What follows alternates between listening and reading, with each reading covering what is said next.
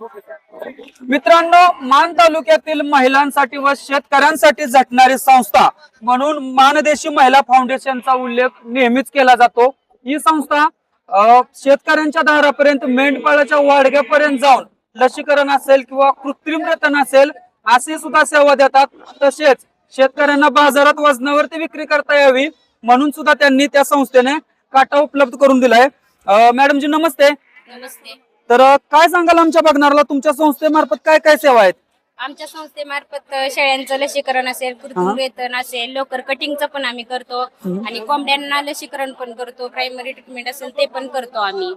आणि जे महिला आहेत शेतकरी त्यांना आम्ही शेळी पालन प्रशिक्षण ट्रेनिंग पण 3 दिवसाचे की जेणेकरून ते शेळी पालन करतात, पण त्यांना अजून कसं जास्त उत्पन्न वाढता येईल, त्यांना चारा असेल, आम्ही बियाणे पण त्यांना चारेच वेगवेगळे सांगतो की हदग असेल, सुबाबळ असेल, शिवर असेल, वेगवेगळे त्यांना चारा पद्धतीतून त्यांना प्रथिने प्रोटीन मिळलं जातं।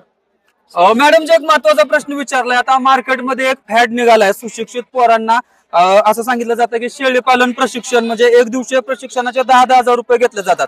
आता तुम्ही म्हणल्याप्रमाणे तुम्ही 3 दिवसाचं प्रशिक्षण घेता तर त्याचे चार्जेस वगैरे किती असतात? आमचे चार्जेस फक्त 100 रुपये असतात। ओके, 100 रुपये। 100 रुपयामध्ये आम्ही 3 दिवस महिलांना ट्रेनिंग देतो, 3 दिवस त्यांना नाश्ता पण देतो त्या महिलांना।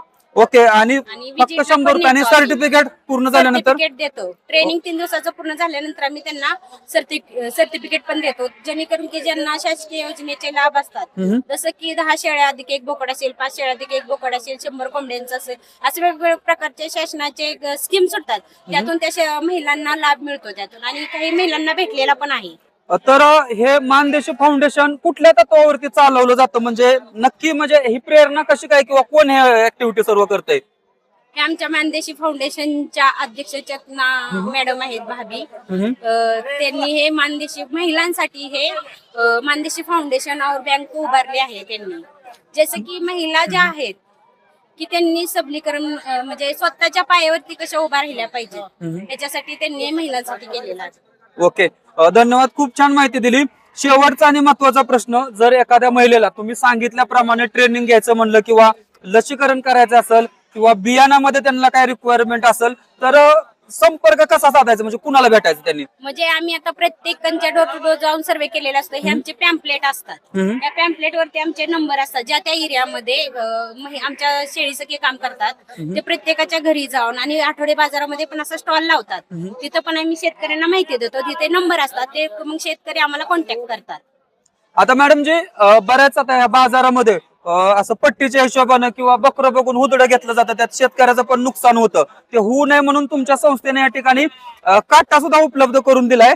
तर ही सेवा फ्री मध्येच असते का सर्व? म्हणजे वजन आहे हे फ्री मध्येच आम्ही दिलेलं आहे, की जेणेकरून जे शेतकरी लहानाचं मोठं पालन पोषण करतात, बोकड असेल, शेळी असेल, ज्यावेळेस विक्रीला आल्यानंतर कसे भाव शेतकरी नाहीत, त्यांना म्हणजे व्यापारी लोक ठरवतात की कमरेवरती हात त्यांचा ग्रोथ किती आहे त्याच्यावरून ते भाव ठरवतात। आजच एक आम्हाला असं जाणवलं की जे शेतकरी म्हटले की नाही माझं बोकड आहे 30 किलोचं, तर त्या वजनाने बघा तुम्ही 400 रुपये किलोनी किती होते ते बघून आम्हाला ते पैसे द्या असे बोलले। ते म्हणले की नाही आम्हाला 10,000 रुपये पर्यंत द्या, तर नाही चला वजन करून काटा बघू इथं मानदेशी फाउंडेशन। ओके, म्हणजे जिवंत वजनावरती 400 रुपये किलोने विकलं तरी त्या शेतकऱ्याला परवडतं। आता आपण बघूया त्याचं प्रात्यक्षिक। बाबा, एक बोकड